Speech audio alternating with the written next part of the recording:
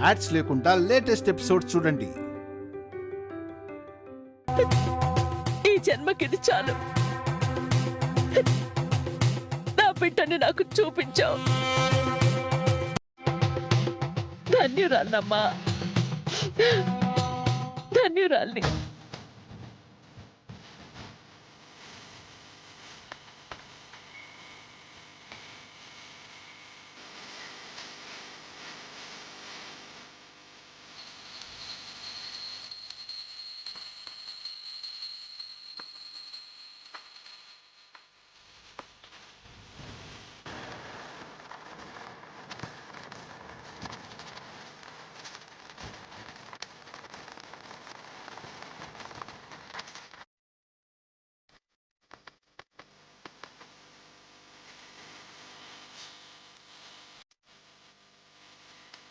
ఇక నా చావు తప్ప నా బిడ్డని నా నుంచి ఎవ్వరూ దూరం చేయలేరు. దూరం చేయలేరు. పద నాన్న, ఇంటికెళ్దాం పద.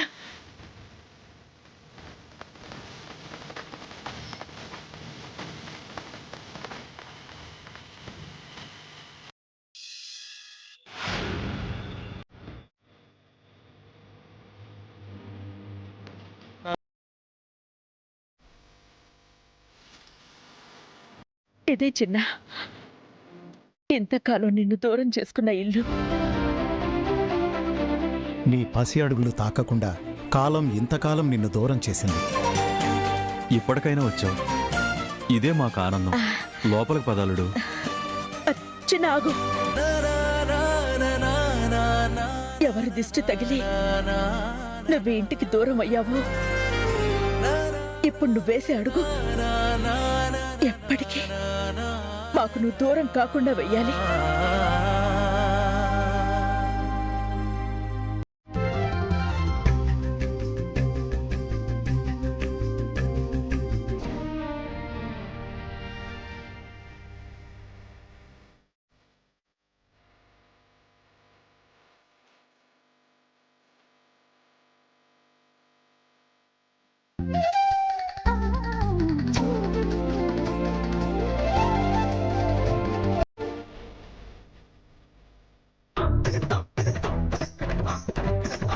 లోపలికి పద. వెళ్ళు బావా. తోడు నేను లేకుండా లోపలికి అడుగెలా పెట్టాలా అని ఆలోచిస్తున్నావా? అల్లుణ్ణి ముందు లోపలికి అడుగు పెట్టనివ్వవే. తర్వాత ఇద్దరూ కలిసి అడుగు లోపలికి పెట్టే రోజు అదే వస్తుంది. ఏంటి బావా, మొహంలో కాస్త కంగారు కన్ఫ్యూజన్ కనిపిస్తుంది. అమ్మ చెప్పింది అర్థం కాలేదా? మన పెళ్ళయ్యాక ఇద్దరం కలిసి కుడికాలు ముందు పెట్టి లోపలికి రావాలి కదా, దాని గురించే చెప్తుంది. ఏంటి నా బిడ్డని ఇలా వాకిట్లో నిలబెట్టి మాట్లాడుతున్నారు? ఇంట్లోకి రానివ్వరా? పద నాన్న. మేము రానియకపోతే నువ్వు ఊరుకుంటావా వదినా? చిన్న, కుడికాలు ముందు పెట్టి లోపలికి పద.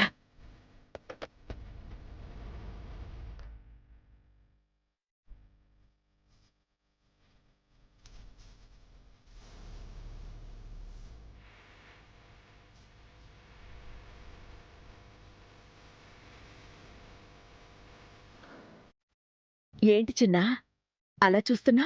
అమ్మా, నీ చేతి గోరుముద్ద తినలేకపోయాను. ఆకలేస్తుంది, అన్నం పెడతావమ్మా? నిన్ను చూసిన ఆనందంలో నీ ఆకలే తెలియలేచ్చినా. కూర్చో కూర్చో.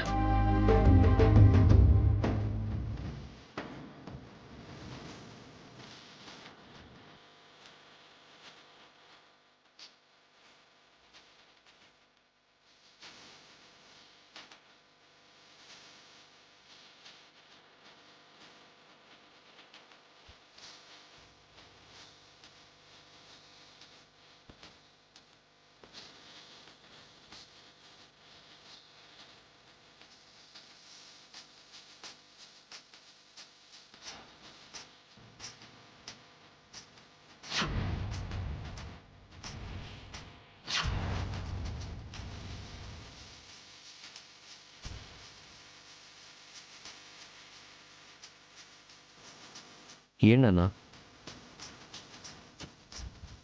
ప్రతి తప్పుకి శిక్ష ఉంటుంది, దానికి ఓ పరిమితి ఉంటుంది. కానీ దోషం కోసం నిన్ను తల్లికి దూరం చేసిన పాపానికి 24 ఏళ్ళు మీ అమ్మని చూస్తూ నీ గురించే ఆలోచిస్తూ ప్రతి క్షణం నరకం అనుభవించాను. నిన్ను మీ అమ్మ కళ్ళల్లో ఆనందాన్ని చూశాక ఇప్పుడు మనసు ప్రశాంతంగా ఉందిరా. అల్లుడు, నువ్వు ఈ ఇంటికి దూరం అయిపోయినప్పుడే మా సంతోషం, మా అక్క మొహంలో ఆనందం కూడా ఈ ఇంటికి దూరం అయిపోయాయి. నువ్వు వచ్చాకే ఈ ఇంటికి నవ్వు పరిచయం అయింది అల్లుడు. అవును బావా, అత్తయ్య మొహంలో ఇంత ఆనందం ఎన్నేళ్లలో మొదటిసారిగా చూస్తున్నాను. బావొచ్చాడని నీ మొహం అంతలా వెలిగిపోతుంటే బిడ్డొచ్చినందుకు తల్లి మొహం వెలిగిపోవడంలో ఆశ్చర్యమేముంది చెప్పు.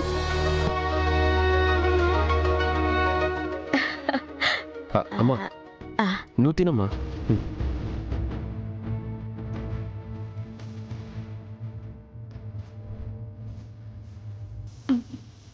నాన్న కూర్చోండి.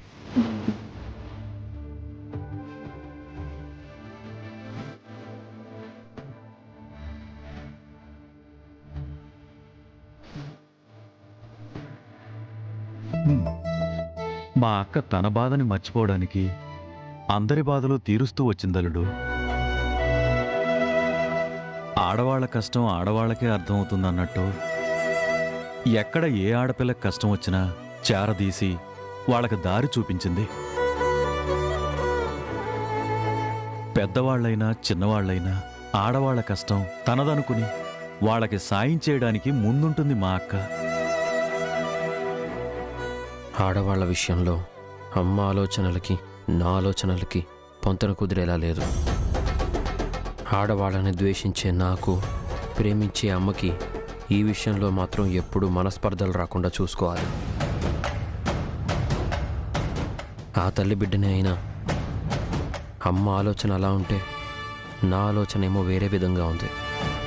ఈ విషయం అమ్మకి నాకు మధ్య దూరం పెంచడానికి కారణం కాకూడదు. చిన్న పద, నీ గది చూపిస్తాను, నిద్రపోదు గాని రా. రా బావా, నేను కూడా చూపిస్తాను. ఆగండి, ఏంటే? అల్లుడొచ్చాడు. ఇక నుంచి ఏం చేయాలో తెలుసు కదా మీకు. ఏం చెయ్యాలి? అక్క అల్లుడు ఆనందంగా ఉండేలా చూసుకోవాలి. కొడుకొచ్చాడు కాబట్టి మీ అక్కని మీరు ప్రత్యేకంగా ఆనందపరచాల్సిన అవసరం లేదు. ముందు మన కూతురు ఆనందం సంగతి చూడండి. అర్థం కాలేదే. మీకెందుకు అర్థమవుతుంది? మీ అక్క ఒక్కగానొక్క కొడుకొచ్చాడని బయట తెలియడం ఆలస్యం. సంబంధాలు వరుసగా క్యూలు కడతాయి. మనం ఉండగా బయట వాళ్లకు రావడానికి దారిస్తే ఎలా? కాస్త పరిస్థితులు సద్దుమణిగాక మీ అక్కతో మాట్లాడి అల్లుడు దీని మెడలో 3 ముళ్ళు వేసేలా చూడండి. అలాగే లేవే. అలాగే అని అలా తలూపడం కాదు. ఎట్టి పరిస్థితుల్లోనూ మరొకరు ఈ ఇంటికి కోడలుగా రావడానికి వీల్లేదు.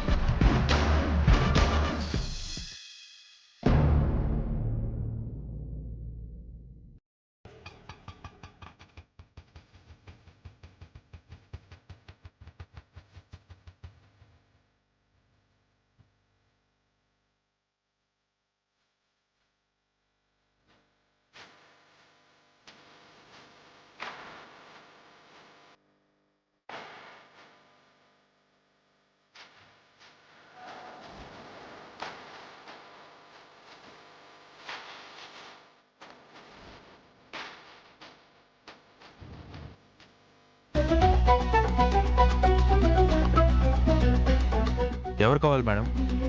ఇంటర్వ్యూకి వచ్చినండి. అటు వెళ్ళండి.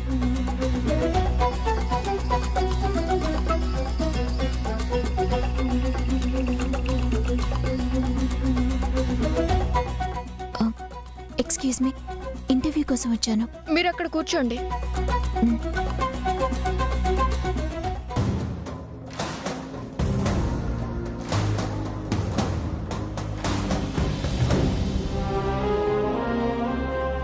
స్వామి, నా కాళ్ళ మీద నేను నిలవన్నీకి మొదటడిగేస్తున్నా.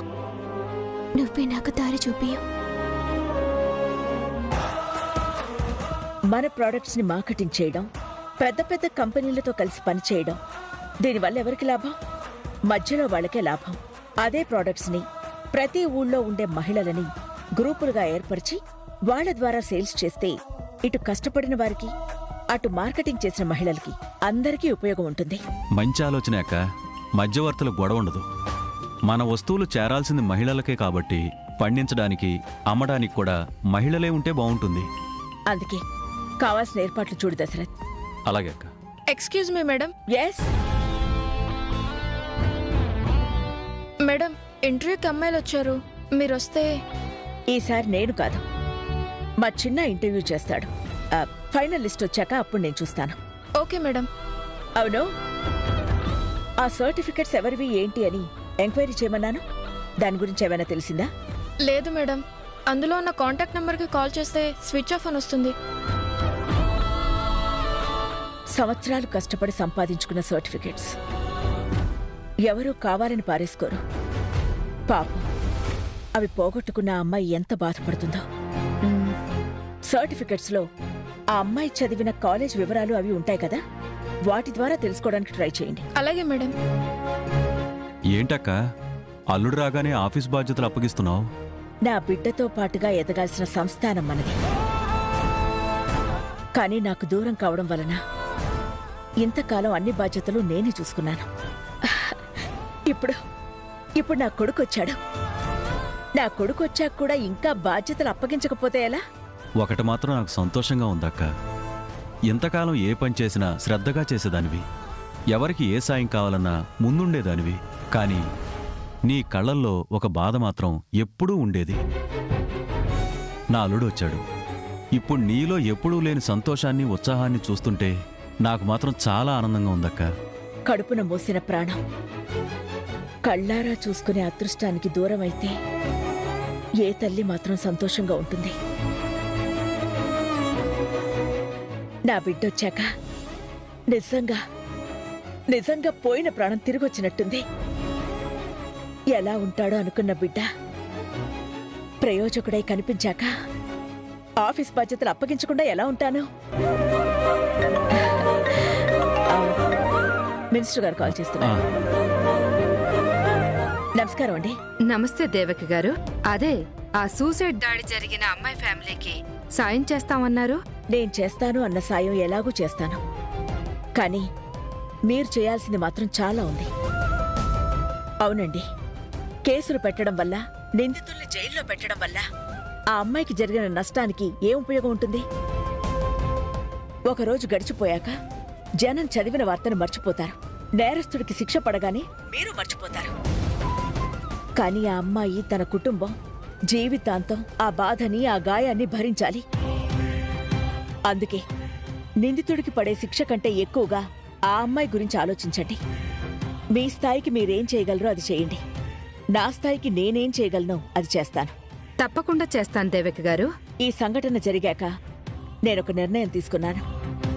భవిష్యత్తులో ఇలాంటి సంఘటన ఎక్కడ జరిగినా ప్రభుత్వంతో సంబంధం లేకుండా ఆ అమ్మాయికి సాయం చేయడానికి, ఆ కుటుంబానికి అండగా నిలబడడానికి నేను ఏర్పాటు చేస్తున్న సంజీవని అనే సంస్థ వారికి అన్ని విధాలా సాయం చేస్తుంది. అన్ని విధాలుగా ఆ కుటుంబానికి అండగా నిలబడుతుంది. నిజంగా మీది చాలా గొప్ప మనసు. మనసెంత గొప్పదైనా సాయం చేయగలం గాని ఆ అమ్మాయికి తగిలిన గాయాన్ని మానపలేము, తనకి జరిగిన నష్టాన్ని పూడ్చలేం. అందుకే అలాంటి సంఘటనలు జరగకుండా చట్టంలో మార్పులు తీసుకురండి. ఆ ఆలోచన రావాలన్నా భయపడేలా శిక్షలు విధించండి. లేదంటే ఇలాంటి తప్పులు చేయడం అలవాటుగా మారిపోతుంది. ఎన్నో జీవితాలు ఇలా రాలిపోతూనే ఉంటాయి. మీరు చెప్పింది చెప్పినట్లు చేయటానికి నా ప్రయత్నం నేను చేస్తాను. నేను చేస్తానన్న సాయం చేస్తాను. మా సంస్థ సంజీవని నుంచి మా మనుషులొస్తారు. ఉంటాను మేడం.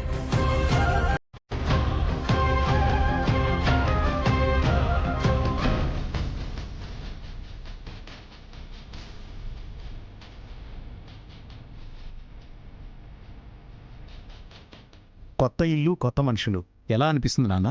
మనుషులు కొత్తేమో కానీ మన మధ్య ఉన్న బంధం మాత్రం పాతదే కదా నాన్న. నిజమే కదా. ఎక్కడున్నా ఎన్నేళ్లు దూరంగా ఉన్నా నువ్వు నా రక్తమే కదా, నా బిడ్డే కదా. నువ్వేంటి ఇంకా ఇక్కడే ఉన్నావు? ఆఫీస్లో ఇంటర్వ్యూ ఉంది కదా, వెళ్ళలేదా? మన ఆఫీసులో ఇంటర్వ్యూనే కదా మావయ్య, వెళ్ళొచ్చులే. మన ఆఫీస్లో మనకి ఇంటర్వ్యూ ఏంటి? ఆఫీస్ మనదే అయినా పద్ధతే. పరాయి వాళ్ళైనా సొంత వాళ్ళైనా ఆఫీస్లో ఇంటర్వ్యూకి అటెండ్ అవ్వాలి. మీ అమ్మకి నచ్చాలి. నచ్చిన తర్వాతే వాళ్ళ అర్హతకు తగ్గట్టు ఎలాంటి జాబ్ ఇవ్వాలో మీ అమ్మ నిర్ణయిస్తుంది. అవును బావా, మా అత్తే కదా మా అమ్మే కదా అనుకుంటే అక్కడ అలాంటివేమీ చెల్లవు. అలా ఆలోచిస్తామని తెలిస్తే ముందు మనల్నే పక్కన పెట్టేస్తుంది మీ అమ్మ. ఏదైనా పద్ధతిగా ఉండాలి ఆవిడికి. సత్య, త్వరగా బయలుదేరమ్మా. నీతో పాటు చాలా మంది ఇంటర్వ్యూకి వస్తారు కదా, త్వరగా వెళ్తే మంచిది. వెళ్తానులే మావయ్య, ఎలాగో అత్తయ్యకి భోజనం తీసుకెళ్ళాలి కదా, అందుకనే ఆగాను. ఏంటి, అమ్మకి భోజనం తీసుకెళ్లాలా? ప్రిపేర్ చేశారా? లేదు, చేసి తీసుకెళ్ళాలి. అలా అయితే అమ్మకి నేనే వంట చేసి పెడతాను. ఏంటి బావా, నీకు వంట వచ్చా? అలా అయితే నేను లక్కీ. మావయ్య విన్నావా, బావకి వంట వచ్చంట. చాలే, నోరు మూస్తావా? వంట నేర్చుకోమని చెప్తే నేర్చుకోకుండా తనతో వంట చేయిస్తానంటున్నావా? నువ్వు అనుకున్నట్టు చిన్నాకి వంటొచ్చని తెలిసి గంతేస్తున్నావా? మనకు నచ్చిన వాళ్ళకి నచ్చిని వండి పెట్టడంలో ఉన్న తృప్తి ఇంకెప్పుడు తెలుసుకుంటావు పిచ్చిమోహ? అవును బావా, ఇన్ని రోజులు నీకు ఎవరు వంట చేసి పెట్టేవారు? నువ్వే చేసుకునేవాడివా? చాలే, ఊరుకో సత్య. ఎవరు వండి పెట్టారు, ఎవరు తిండి పెట్టారు అవా అడగాల్సింది ఇప్పుడు. బావా, ఇంతకు ముందేమైనా సంబంధాలు చూడడం గాని లేదంటే పెళ్లి గట్రా?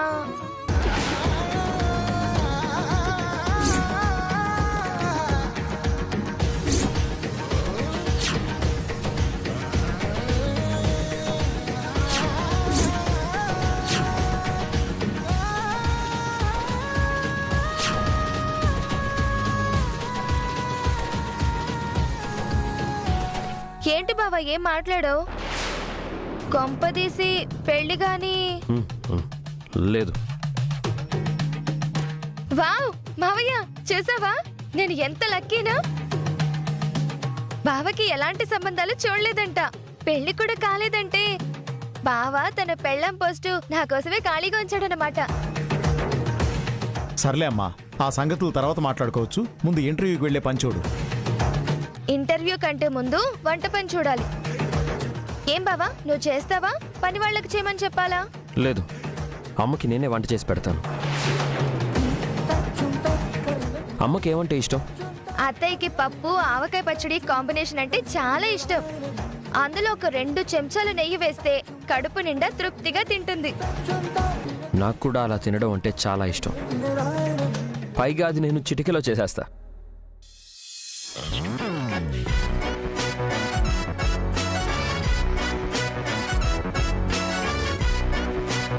బావా, తినడం తప్ప వండడం నేర్చుకోలేదు.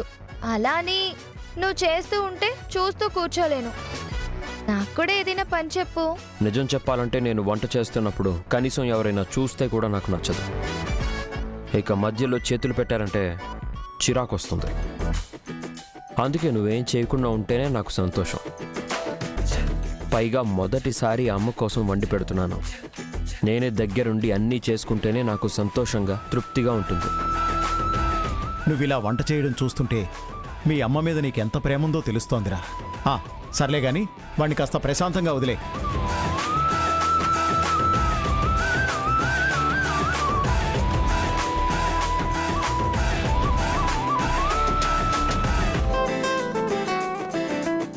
బావా, తాలింపు కావాలా?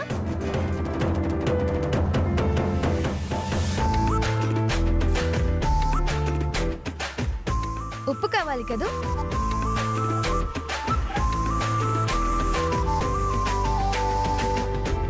కారం.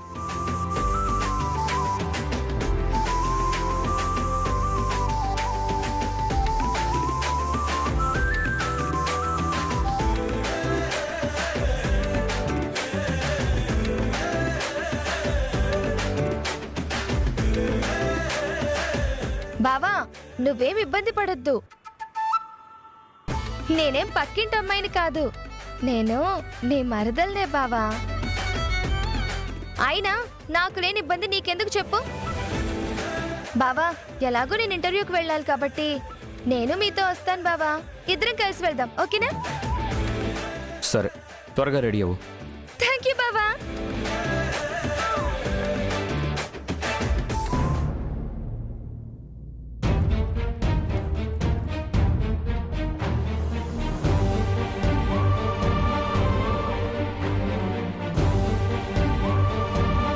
హాయ్ అండి, నా పేరు సిరి. నా పేరు శ్రీవల్లి. నా పేరు లత అండి. మేమందరం ఇంటర్వ్యూకి వచ్చామండి. నేను కూడా ఇంటర్వ్యూకి వచ్చిన. మా అందరికి జాబ్ వస్తుందంటారా?